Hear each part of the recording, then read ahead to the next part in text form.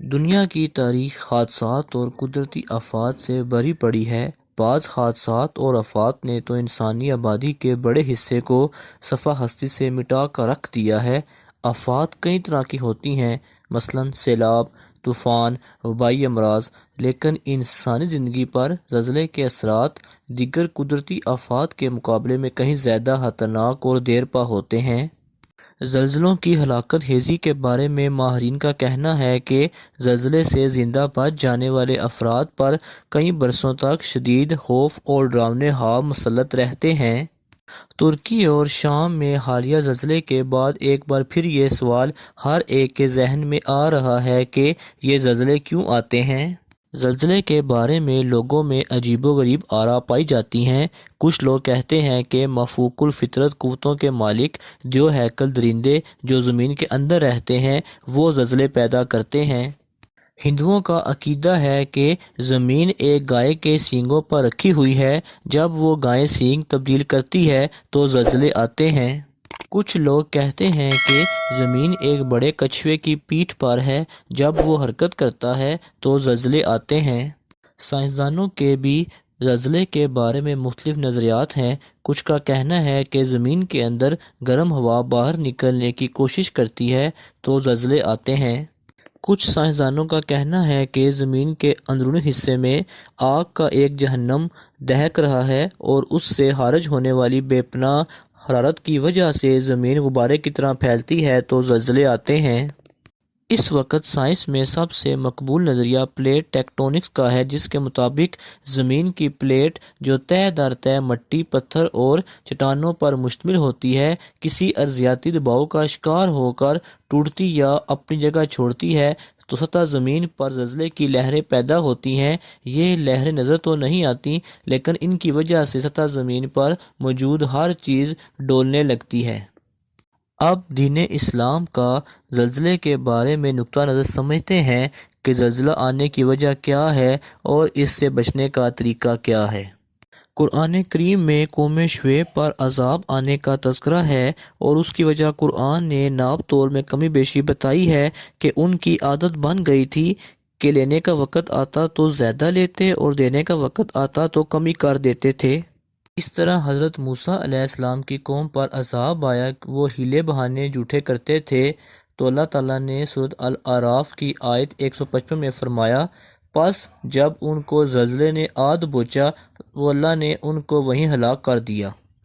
ترمذی شریف کی حدیث کے مطابق حضرت ابو ہریرہ رضی اللہ تعالیٰ عنہ نقل فرماتے ہیں کہ رسول اللہ صلی اللہ علیہ وآلہ وسلم نے ارشاد فرمایا کہ جب درج ذیل باتیں دنیا میں پائی جانے لگیں تو اس زمانے میں سرخ آندھیوں اور زلزلوں کا انتظار کرو۔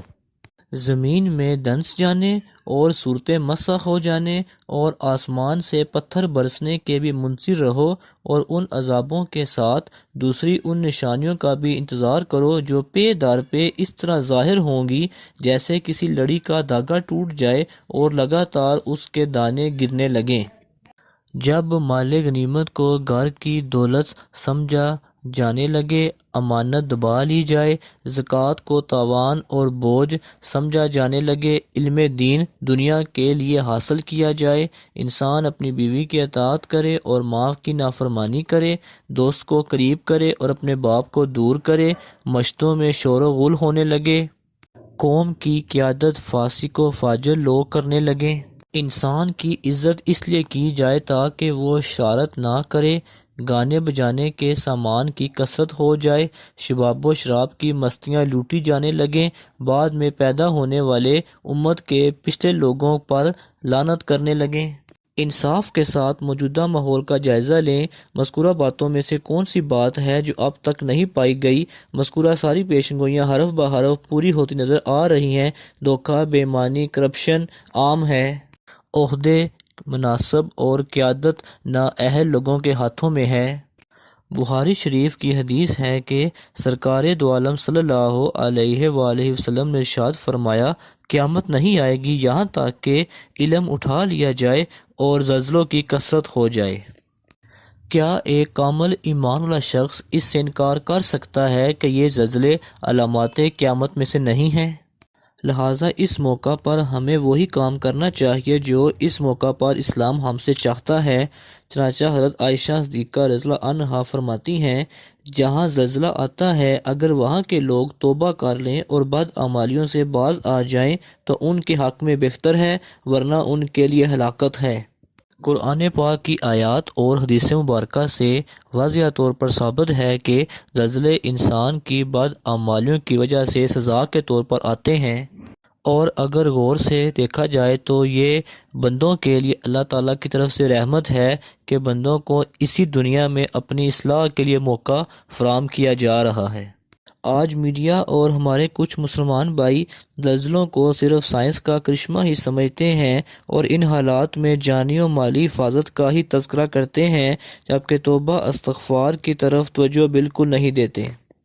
اس ویڈیو کا مقصد دراصل یہی ہے کہ زلزلے اللہ تعالیٰ کی طرف سے آزمائش ہیں، اور ہمیں یہ اطلاع دی جا رہی ہے کہ تمہارا رب تم سے ناراض ہے، تم نیکیوں کی طرف متوجہ ہو جاؤ اور اپنی زندگی کو اسوہ رسول صلی اللہ علیہ وآلہ وسلم کے مطابق گزارنے کی کوشش کرو۔